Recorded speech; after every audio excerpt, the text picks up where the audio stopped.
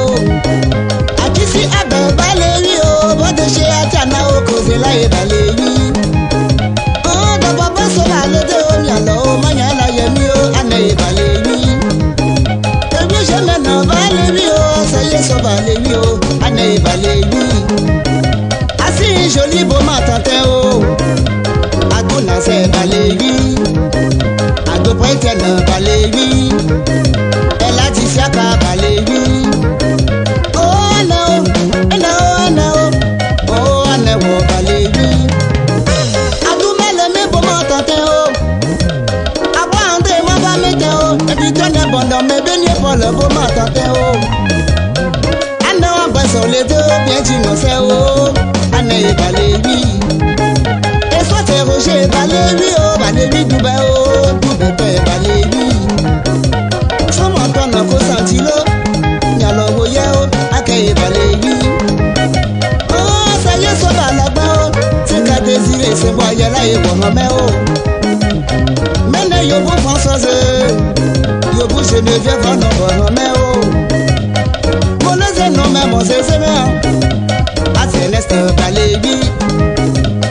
Choma tabachi café, maman 5 hendae, ane balévi. Y'a du mon balévi oh, qu'elle faut faire les mains oh, accueille balévi. Ane ko qu'elle henji, ta Raphaël balévi. Ma paquet pour météo, année balévi.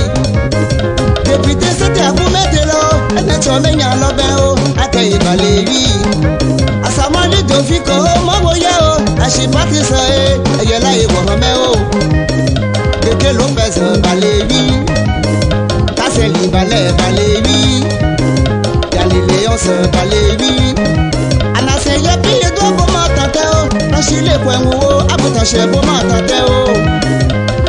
Aya wa bosso les deux, bien dit mon séo, Ane balévi. Et viens ma tête balévi, akeme kohe yeye, akeye balévi. Dengigaro ya logo, ya lo welo bao, abota ve balévi. Ancho Boniface balévi, Dion Blondé balévi.